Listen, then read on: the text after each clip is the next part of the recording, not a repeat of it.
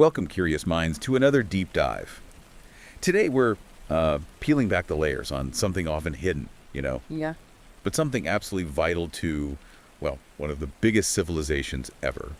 We're digging into the unseen world behind Rome's grandeur, the day-to-day life of a Roman slave, specifically those living in noble households. Right. Because when you think Rome, you picture emperors, legions, maybe the Colosseum. Yeah, the big stuff. Exactly. But holding all that up, millions of people.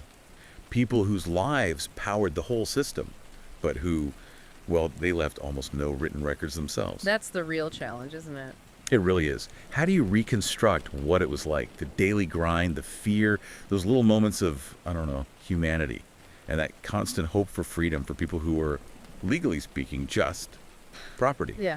But that's what we're trying to do today. Get into the details, try and paint a picture that's, nuanced, thorough, and maybe a bit more empathetic. Well, it's truly remarkable when you grasp the sheer scale of it. Roman slavery, Well. This isn't some side note in their history books. Estimates suggest maybe at its peak, something like a quarter of the entire Roman Empire's population. A quarter. Wow. Yeah, maybe 15 million people out of 60 million. Enslaved. It wasn't just labor, it was like the absolute bedrock of Roman society. Their wealth, everything. Everywhere then. Literally everywhere. Farming, building those massive public works we still see, running businesses, and yeah, right inside private homes, which is our focus. Right. And look, we're talking about household slaves today. And while you could say they were maybe comparatively privileged compared to the nightmare of the mines or the giant farms where, frankly, people just died. Yeah, horrific conditions there. Absolutely horrific. But even in the household, their lives were still fundamentally, dehumanizing, completely subject to someone else's whims, precarious. Always walking on eggshells. Constantly. So our mission really is to piece together these fragments, bits from archaeology, scraps from legal texts, reading between the lines of what the elite wrote. Which is almost all we have from them, right? The elite perspective. Exactly. And try to show the whole picture. The relentless routine, the ever-present fear, but also, surprisingly, maybe some human connections, and always that powerful dream of freedom. It's kind of mind-boggling to really get your head around how everywhere enslaved people were, in every single part of Roman life. We tend to think of jobs in neat boxes, but there it was. They were just integrated into everything.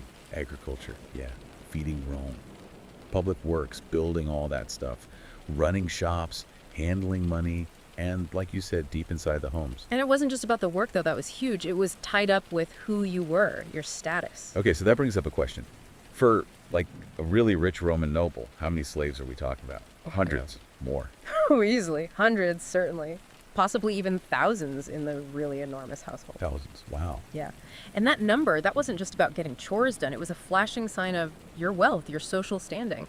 How many slaves you owned directly reflected how important you were. So like a living status symbol. Exactly. A very expensive breathing status symbol.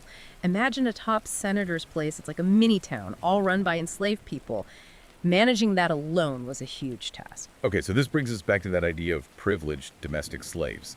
It sounds better than the mines, sure, but you're saying it was still fundamentally awful. Fundamentally horrific, yeah. Because legally, and often just practically, they were seen as, well, a Roman lawyer actually called them human tools. Oof. Human tools. Yeah, instruments in human form. So if conditions were slightly better, maybe better food, maybe less dangerous work, maybe even a bit of trust, it was usually a cold calculation by the master. Not kindness. Not really kindness as we'd think of it. It was more pragmatism. Think about it. Is it cheaper to work this slave to death and buy a new one, or provide just enough food and rest to keep this tool working efficiently? Wow, that's chilling. It's about asset management, not human welfare. Precisely. Their value was tied to their function, their productivity, a deeply practical dehumanization right at the core. Okay, that's just, yeah. But it makes you wonder then if nearly everything we read comes from the masters, the people doing the dehumanizing. How do we even start to figure out what life was really like for the people they silenced? What are the biggest hurdles? Oh, the hurdles are massive. Methodologically, it's really tough. Because, yeah, almost all our written sources, they're from the elite, the masters. So biased from the start. Hugely biased. You often get these two extremes, right? Right. Either the perfect, loyal slave who makes the master look good, obviously. Right, see how well I treat my property. Exactly. Or, much more often, you get the stereotype.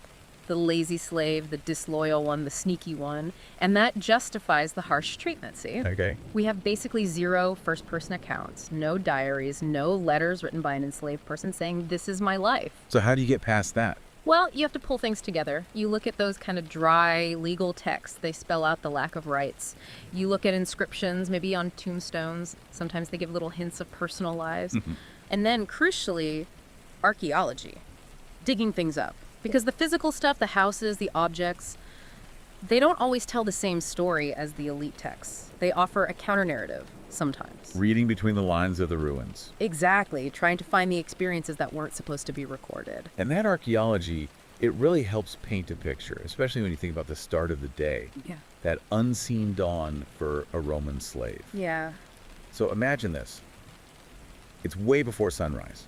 The big house, the domus, is still dark, probably cold. But the slaves, they're already up, moving around. The constant shadows, some called them. Yeah, good description. Ready to go the second the masters even start to stir. Probably long before, actually. It meant getting up incredibly early. Right. Roman writers often talk about the morning being the busiest time in the household. Kitchen staff especially, they said, were slammed. Even though breakfast itself wasn't a huge meal for Romans. So they were the engine getting the whole day started. An invisible engine. Totally. Think about the actual jobs. First, light, or even before. Lighting maybe hundreds of oil lamps in a house, that could be enormous. Just lighting lamps could take ages. Absolutely. Getting the kitchen fired up, ready for the day's cooking, lunch, and dinner prep started early. And then setting up for the master's salutatio. The morning greeting ritual. Yeah, where all his clients and dependents came to pay respects. That meant getting reception rooms ready, maybe having drinks or snacks available, making sure everything looked right. And then there were the personal attendants, right, the ones who got the master and mistress dressed. Oh yeah, a whole specialized group. And getting dressed for a Roman noble wasn't simple, especially the ladies. The hairstyles alone look incredibly complicated in statues. Exactly. Intricate braids, curls, maybe false hair, pins, nets. It could take hours. Plus makeup, perfumes, choosing the right robes, all done by slaves. And the men. The toga seems tricky too. The toga was notoriously difficult to drape properly. You definitely needed help. So yeah, slaves doing all of that. Every detail handled by someone else. It's a level of dependence that's hard to even imagine today. Total reliance. And what's really striking, beyond just the work, is the complete lack of privacy. For the slaves, I mean. You mean where they slept? Exactly. Archaeology in places like Pompeii, where houses are so well preserved, it consistently shows no specific private bedrooms just for slaves. None at all. So where did they sleep? Well, it seems kitchen slaves probably just crashed in the kitchen, maybe on a mat near the ovens. Wow. Stable hands.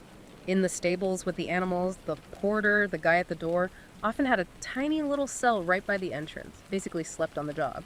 And the personal attendants, the ones doing the dressing. Often they'd sleep right inside their master's or mistress's bedroom, maybe on a small bed or pallet, or sometimes just outside the door threshold.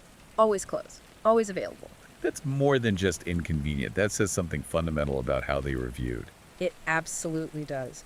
And recent finds at that villa near Pompeii, Civita Juliana, they really bring this home.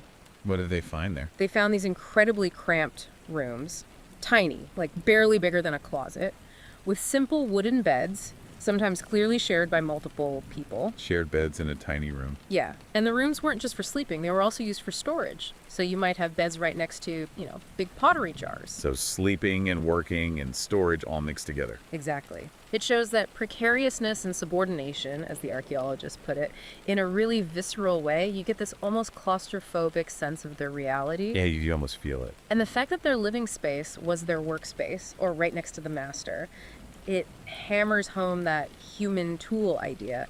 They weren't seen as needing privacy or personal space. It was built into the house design. Deliberately. The architecture itself reinforced their status as property.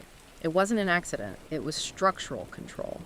This constant lack of boundaries, sleeping next to storage jars or at the foot of your owner's bed, it prevented any real sense of self, any refuge. Like being furniture that moves. Pretty much. It Yeah. reinforced the idea that they were just extensions of the master's property. And think about the psychological weight of that. Constant surveillance, never really off duty, never truly alone, even when asleep. It's a chilling layer of control. Okay, so the day starts incredibly early.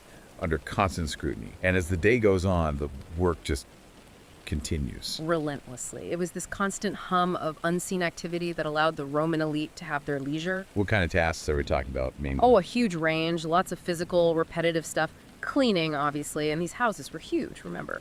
Multiple courtyards, tons of rooms, constant sweeping, dusting. endless cleaning. Endless. Then food prep in the kitchen, grinding grain, cooking complex meals, weaving cloth for clothes and furnishings, taking care of animals, horses, guard dogs. And they weren't always hidden away in the back, were they? No, that's a really interesting point. Finds of things like cleaning tools or kitchen gear in Pompeii show up in the more public parts of the house, too. Yeah. Like the peristyle courtyard or the main atrium hall. So they were visible, but maybe ignored? Kind of invisible in plain sight. The elite often just didn't see them as people, but they were physically present everywhere. And it wasn't all just cleaning and cooking, right?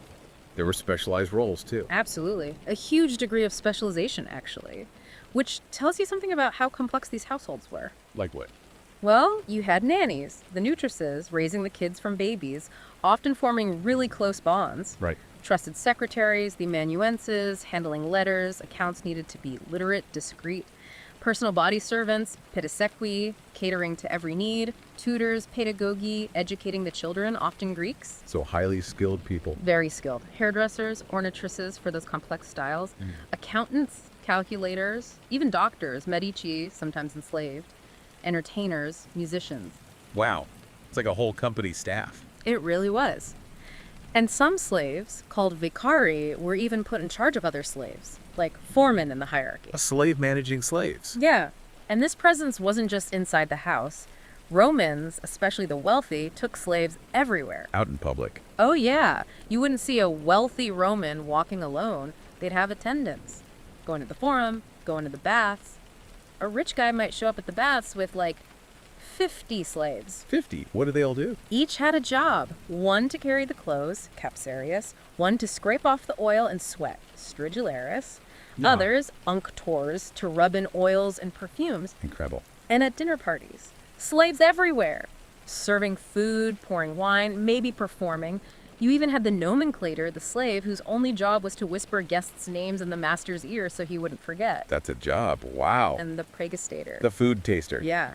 A pretty grim job when you think about why it was necessary. Shows the paranoia among the elite. Definitely. Fear of poison. So, yeah, putting this all together, it highlights a key economic point. A slave's market value really depended on their skills, intelligence, education, specific talents. So illiterate slave or a doctor was worth way more. Way, way more than someone doing basic farm labor. Could be worth the price of several houses. But that skill didn't stop them being objectified. Not at all. That's the disturbing part. We have some wall paintings from Pompeii, like in the Villa of the Mysteries. They actually show slaves just standing there holding towels or lamps while the masters are engaged sexually. Seriously. They're just Treated like furniture, like household utensils, as someone put it. Their personhood just completely ignored, part of the room's fittings. That's profoundly disturbing. It really is. And to manage all these people, hundreds or thousands, it had to be organized. How did they do that? Often they'd group them into teams, maybe pen slaves called decuriae. Each team had a supervisor, often an older, trusted slave. Like the vicari you mentioned. Yeah. And the overall boss running the whole household staff. Sometimes that was actually a freedman, a former slave, called a procurator or atriensis. So a former slave managing current slaves. Interesting dynamic. Scary. And this whole complex system existed because, well, free Romans, especially the upper classes, had this ingrained anti-work ethic. They thought manual labor was beneath them. Completely. Shameful even. Something only slaves did. Leisure, politics, philosophy, that was for the free man. Getting your hands dirty, that was servile. So they needed slaves for basically everything. For absolutely everything. From getting dressed in the morning to having dinner served at night, their entire lifestyle depended on it. Which creates this weird dependence, right? The masters hold all the power, but they rely totally on the people they own. Exactly. It's this asymmetrical interdependence. The master has life and death power, but his comfort, his public image, his social standing, all built on the slave's work. A hidden dependency. Absolutely. And maybe, just maybe, that explains some of those hints of affection or trust we see sometimes in the sources. You mean it wasn't real affection, just pragmatism again? Could be. Maybe recognizing that a reasonably treated slave, or at least one not constantly terrorized, is going to be more productive, less likely to run away or rebel. It highlights how slavery wasn't just economic, it was this deeply woven social thing, shaping everyone involved, masters and slaves. A relationship built on a massive power gap, where the master's status came directly from the slave's hidden effort. Okay, so we had this system, deeply ingrained, total dependence. What did that mean legally? What was the actual day-to-day reality of power for the slave? Well, the core legal fact is brutal. Slaves were property. The Latin term is res mancipi, not persons under the law. Property, like a chair or a couch. Exactly, which meant zero personal rights. None. They could be bought, sold, rented out, inherited, whatever the master wanted. No right to own property themselves, no right to make contracts, no right to legally marry. No legal marriage. So families weren't recognized. Not legally, no. Though informal relationships definitely happened, as we'll discuss. But the head of the household, the pater familias, he had vitae necisque potestas, the power of life and death. Over everyone, including his own kids. Technically, yes, over his children too, though it was used differently. But absolutely over his slaves, his power was, in theory, almost unlimited. So punishment could be extreme. Extremely brutal and perfectly legal. Corporal punishment was routine. Beating, whipping, flogging for minor mistakes, for perceived laziness, for anything, really. Just accepted. Absolutely. And sexual exploitation was rampant. We mentioned slaves being present during master sexual acts. There's also evidence that favored house-born slaves, the vernae, might be rented out by their masters for sex. It's horrific. God, yeah. And in serious cases, or just on a master's whim, torture was allowed. Summary execution. Crucifixion, that agonizing public death, was pretty much reserved for slaves, especially rebellious ones. Even supposedly good masters did this. Even masters considered reasonable wouldn't hesitate to discipline. The philosopher Seneca, who owned slaves himself, actually wrote about how disgusted he was by the way Romans treated slaves, the silencing, the beating, the abuse. He called his fellow Romans exceedingly arrogant, cruel, abusive. He saw it firsthand. And what's really powerful is that archaeology backs this up so directly. It's not just words and texts. What kind of things have they found? Tangible proof. Leg irons found in cupboards in Pompeii, clearly for humans. Shackles. Yeah. Specialized punishment cells built into some villas, small, dark, solitary confinement, basically. A constant, visible threat. Wow. And those slave collars, metal collars sometimes found, inscribed with things like, "Hold me, I'm running away, return me to my master." It's chilling. Direct evidence of control and escape attempts. Absolutely. Though, interestingly, those recent digs at Civita Juliana, the slave rooms themselves didn't seem to have bars on the windows or places for chains inside the rooms. Oh. So how was control maintained there?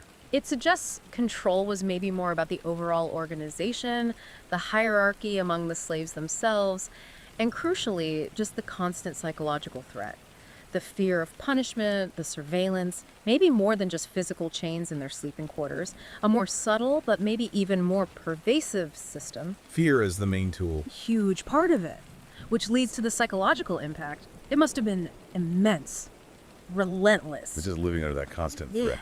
This threatening atmosphere of violence, as historians call it. Total arbitrariness. You had no security. Your life could be turned upside down or ended for no reason on a whim. The stress must have been unbearable. Constant fear. Fear of random punishment. Fear of sexual violence from men and women. Fear of being sold away from anyone you cared about, any family you'd managed to form. It's profoundly draining, dehumanizing. Being seen as just a tool takes a massive toll. And did the masters feel secure? There's that saying, isn't there?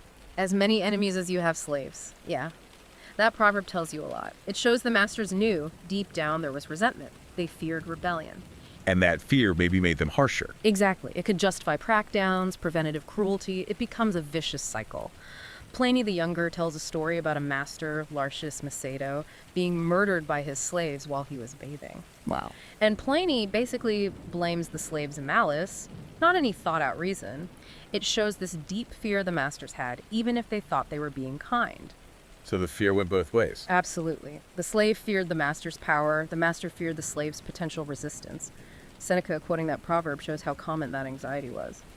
And this dynamic, where the master legally owns the person, but also fears them, it often led to treating cruelty not just as acceptable, but as necessary, a rational way to maintain order. Grim logic. It's a grim logic built on fear. The master's fear justifies the cruelty. The cruelty fuels the slave's resentment, which might lead to resistance, subtle or overt, which then confirms the master's fear. A self-perpetuating cycle of violence and control, making the whole system inherently unstable, despite philosophical talk about being humane. So, okay, it sounds almost unbearably bleak. Was there any room for, I don't know, kindness, connection, anything human and all that? It's complicated, and that complexity actually adds a lot of depth to the picture. Because despite the legal horror, the social reality inside these big households could be surprisingly nuanced. How so? Well, in theory, in what Romans called a good household, all the slaves were considered part of the wider familia. That term included blood relatives, yes, but also freedmen and slaves, everyone dependent on the paterfamilias. So like one big, very unequal family unit. Kind of. And there's evidence suggesting that sometimes genuine affection could develop. Masters for certain slaves, slaves feeling loyalty towards owners, maybe just from long association, maybe real connection, maybe just pragmatism for better treatment. It's hard to untangle the motives. Any specific examples? One common area was the bond between Roman children and their nannies, the nutresses. These were almost always enslaved women. Right, you mentioned them. They were often the main caregivers, raising the kids from infancy. You can imagine deep bonds forming there, shaping the child's whole early life. Yeah, that makes sense. And then there were the vernae. Those were the slaves born in the household. Exactly. Children of two slaves, or sometimes, disturbingly, the master and a slave woman. Their whole existence was a product of the system. So did they have it easier? Often, yeah. They might get less harsh jobs, stay in the city house their whole lives. They only knew servitude, never knew freedom. Sometimes treated almost like, privileged pets is a phrase sometimes used. Part of the family, but definitely not equal. Privileged pets. Wow. And here's where it gets really interesting and kind of moving. We have things like tombs. There's one in Pompeii for a man named Eunacius Faustus. Yeah. His tomb actually includes memorials for some of his favorite vernae. He put memorials to his slaves on his own tomb. Yeah, which suggests these relationships, however unequal, could be deep enough to be remembered after death. It hints at a human connection that kind of pushes against the legal status. Lines blurring, maybe. Yeah. That is complex. And zooming out a bit, you see other signs of integration.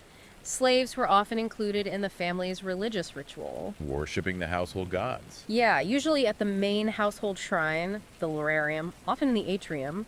Slaves would join the free members for offerings. It was another way to bind them to the household identity. Oh. And interestingly, many houses also had a second, smaller lorarium just in the kitchen, specifically for the slaves. Their own little shrine. Seems like it. Maybe a small space for their own practices or just acknowledging their presence. And we find inscriptions on some shrines, maybe put up by slaves, expressing loyalty or prayers for the master's family. Or at least that's the message the master wanted seen. Right. And what about families? You said legal marriage was forbidden. Right, no legal connubium. But informal unions, called contubernium, were really common. Basically, slaves living together as partners. And masters allowed this. Often tolerated, sometimes even encouraged. But crucially, it wasn't legally binding. The master could break it up anytime, sell one partner away. So incredibly precarious. Absolutely. And any children born, they belonged to the mother's master, regardless of who the father was, even if the father was the master himself, which happened. God, the complexity. Yeah. But despite the lack of legal standing, these children sometimes grew up playing alongside the master's own free kids. Again, these weird contradictory dynamics. And did slaves try to commemorate these families? Yes, definitely. We find tomb inscriptions set up by slaves for their partners, their children, parents, friends. Even without legal recognition, they created and valued these family bonds. It was a way to reclaim some dignity, some humanity. A form of resistance, maybe. In a way, and some masters saw value in it too. The agricultural writer Columella actually advised giving incentives like time off for mothers of 3, even freedom for mothers of more children. Aye, just being nice. Unlikely, more likely acknowledging the economic benefit of slaves reproducing, creating more slaves for the estate, a practical incentive. Always back to pragmatism. Often. But despite all this oppression, slaves showed incredible resilience. They found ways to cope, to resist subtly, to carve out space for themselves. How do we know that? Well, archaeology again. In Pompeii, in the House of the Menander, researchers have traced out possible shirking tactics. Shirking tactics. Yeah. Like avoiding work. Yeah, maybe informal routes through the house to avoid the master's eye, or ways to sneak out for a few minutes, little moments of defiance or freedom. My fur.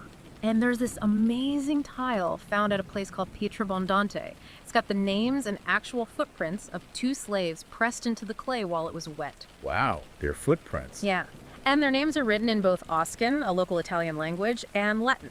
What does that tell us? It suggests a few things. Maybe some slaves were literate. Maybe they had some freedom of movement, weren't just stuck in the kitchen. It's a tiny glimpse of personal expression, of individuality that the official histories just ignore. Human ingenuity finding a way.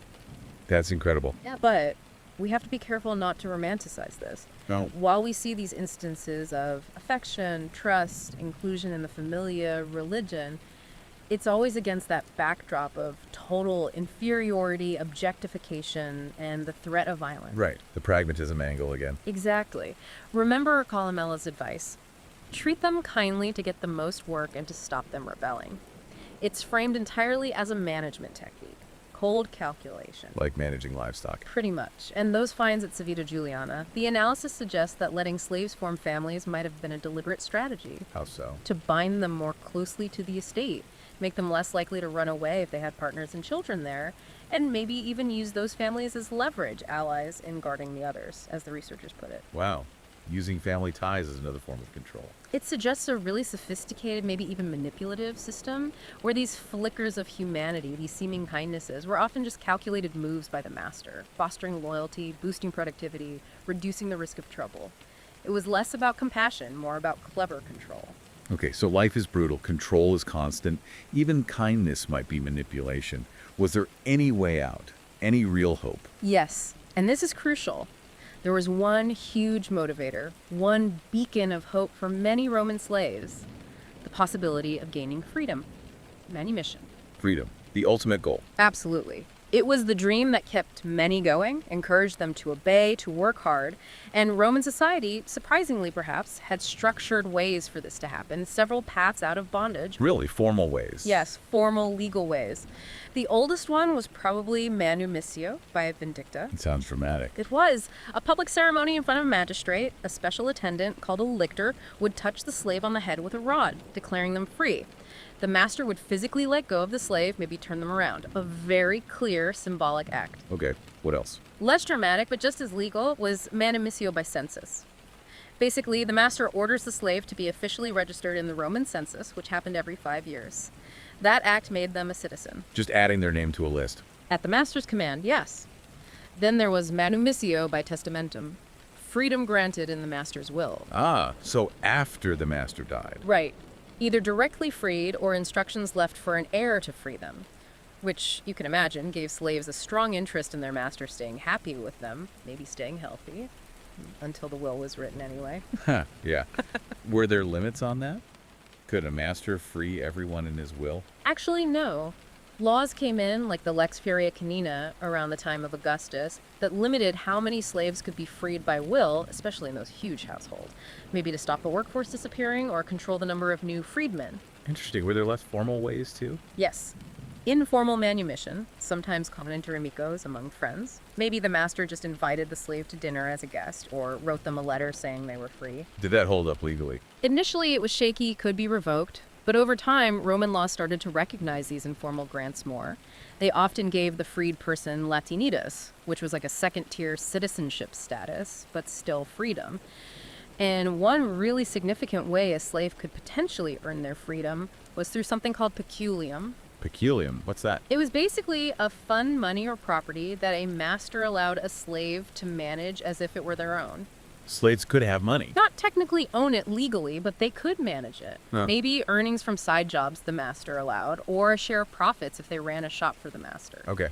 And the crucial part, a slave could use their peculium to buy their own freedom from their master. By themselves. Wow. Yeah. This was a massive incentive. It made freedom seem attainable, something you could actively work towards by being productive, trustworthy, saving up.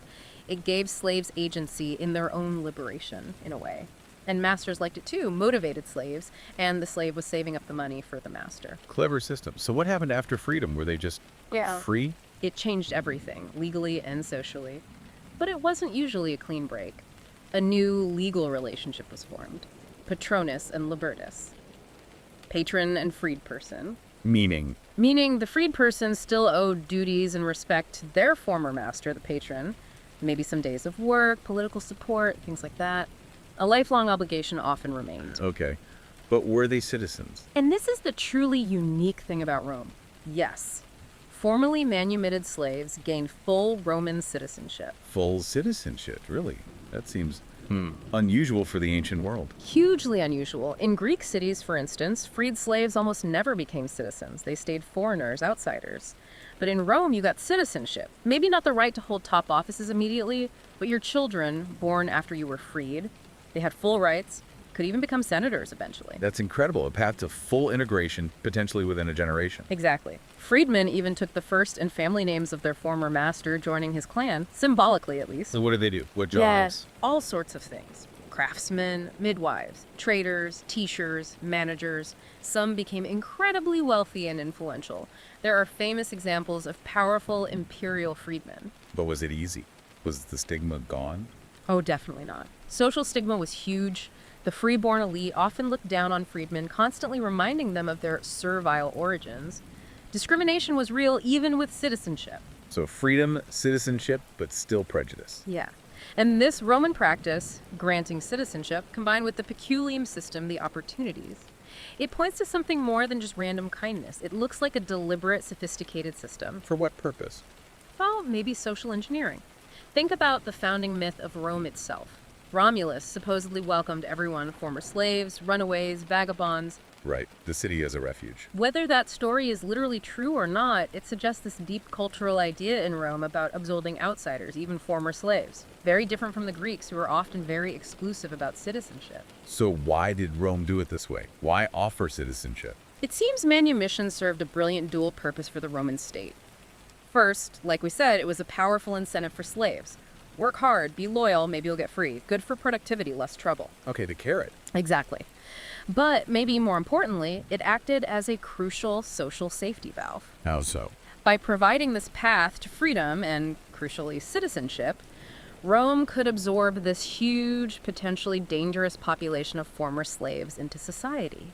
It reduced the risk of massive slave revolts like Spartacus, which terrified Romans. So integrate them instead of just having this huge, resentful underclass. Precisely. It let Rome constantly bring in new slaves through war, etc., to do the work while managing the social impact by eventually freeing and integrating many of them. It made the whole system more flexible, more stable, more enduring than maybe anywhere else. It helped Rome grow and last. It allowed renewal. #outro. Wow. So we've really covered a lot of ground, from that brutal starting point, slaves as human tools, through the daily grind, the fear, but also those unexpected moments of connection, and then this powerful, structured hope for freedom. Mm-hmm. It really shows just how incredibly complex Roman domestic slavery was. This constant tension between absolute power and, well, human resilience. And how every single part of a noble's life rested on this invisible foundation of forced labor. It really does. And you know, the life of a Roman slave, it's a stark reminder of both how brutal institutions can be and how incredibly resilient people can be within them. Yeah. And putting it in that bigger picture, think about how that whole system, especially that unique Roman path to citizenship for freed slaves, didn't just shape the lives of millions of enslaved people. It shaped Rome itself, its stability, its longevity, maybe even its identity. That's a powerful thought. What does that tell us maybe about power, about control, and about, I don't know, the human spirit trying to find a way through? Exactly. And how much of what we admire about Rome, its buildings, its literature, its law, was built on this hidden human cost. A question that definitely sticks with you. And hopefully one that encourages all of you listening to keep looking beneath the surface of those grand historical stories. We hope this deep dive gave you a richer, maybe more complex view of this vital, often hidden part of Roman life. Mm-hmm. Until next time, keep digging, keep asking questions, and keep exploring.